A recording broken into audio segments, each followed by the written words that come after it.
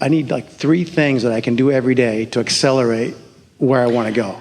Well, the most significant thing you're already doing, because when you take the time to quiet your mind and allow your vibration to rise, you put yourself in the most probable situation where you're going to be tuned in to that broader perspective who knows what the path of least resistance is for you. This is an important thing to know. Your inner being knows where you stand in every moment in relationship to everything you want. And your inner being knows what the best path is given what you believe and where you are to get you there. And so if you've taken the time to get receptive and you've practiced allowing those thoughts to flow so you know what they feel like when they flow, then the path of least resistance is opening to you all the time.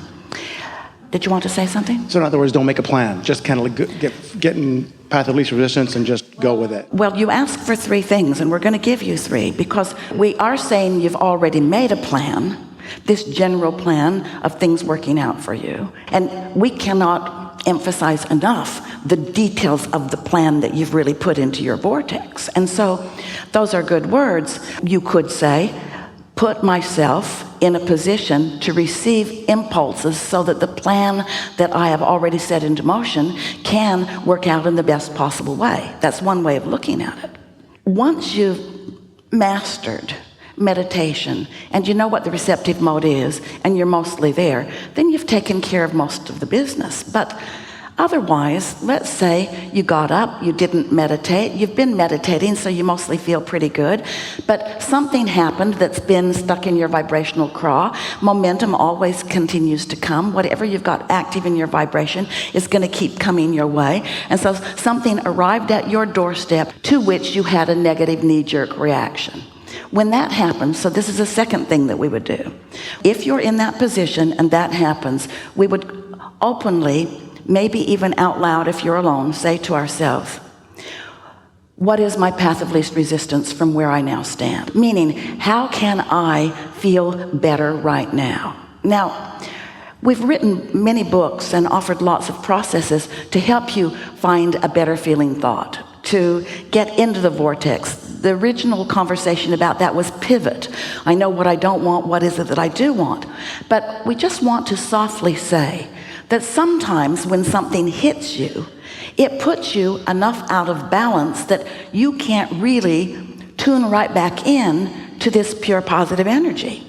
However, the more often you have done that, then the easier it is for you to get there. So part of this number 2 answer to your question is, do your best to reach for the best feeling thought. In other words, look for the path of least resistance. But here's the new emphasis that we're adding today, that you're correct. We've said it many, many times, but we're adding it with a specific emphasis in response to your specific question, and so it is new into the universe. Don't freak out when you're having negative emotion. Negative emotion is part of the deciphering process, so don't beat up on yourself about it. So, of course, these are our newest, most fantastic, most productive, most helpful words to you all. Get out ahead of it.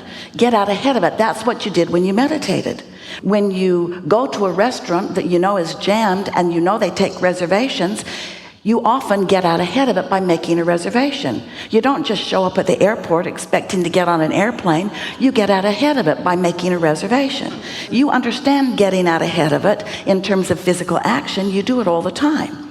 But most people don't energetically take the time to get out ahead of it, even though the energetic getting out ahead of it couples you with an energy that is so powerful. It is the energy that creates worlds. It's really worth taking the time to do it.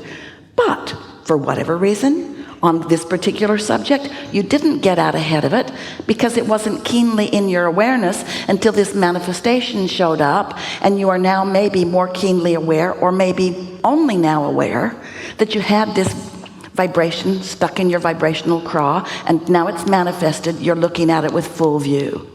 Don't look too long. Don't try to solve the problem. This is the second thing that we would do if we were standing in your physical shoes. We would not try to solve the problem, because when the problem shows up and you get after it, don't worry, it will get worse. It will. It will get bigger and bigger and bigger and bigger and bigger. The law of attraction says that it must. And yet you are sort of humanly wired to say, oh, I got to fix this. You've been fixing it for others. You've been fixing it for your lovers. You've been fixing it for your kids. You've been fixing it to get the mark on the chart. You've been fixing things, or thinking you are. You haven't been fixing them. You've just been making them bigger every single time. And so rather than being that dog on a bone that's trying to fix this thing that is wrong, just acknowledge, my guidance is letting me know that I'm out of whack here. I'm just going to let this go for now. Let it go. The only logical way that any of you with your intellect and your reason could let it go is if you understand that when the problem happened, you put a new request. And so you're going to let the new request gestate. And more important, you're going to let your inner being and the law of attraction factor in your new request. It could be a new request about an old mate. It could be a new request about an old situation. So you don't think it's new, but it is. Everything that just happened is new, because in every moment you are. So your new request is being factored in, and now you have only one thing to do, and that's chill.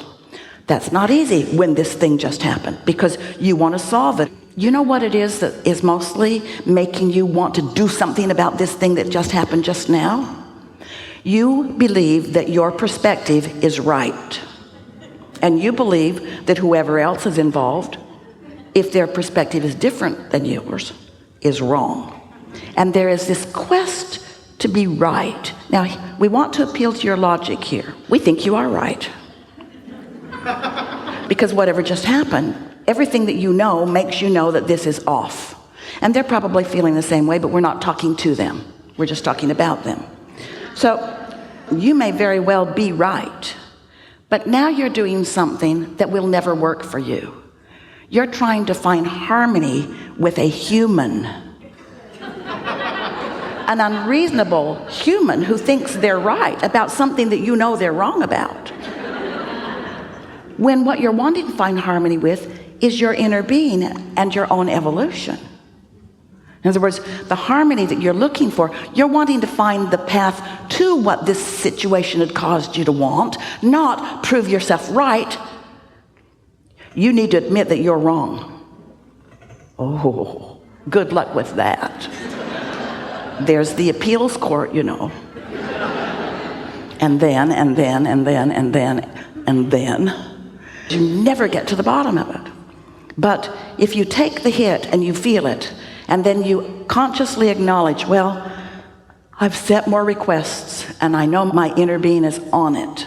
And I know that the solution has already become, and I'm in the process of moving in the direction of it. So in answer to your question, 3 things you ask for. 1 is keep meditating, because that gives you the greatest leverage, the greatest alignment, the greatest replenishment, the greatest clarity, and you'll get better and better at it. And 2nd is don't freak out when negative emotion happens. Instead, embrace it as a good thing, because it puts something in the vortex to which you will receive impulses later on. Just don't try to solve the problem when it first shows itself to you or second shows itself to you.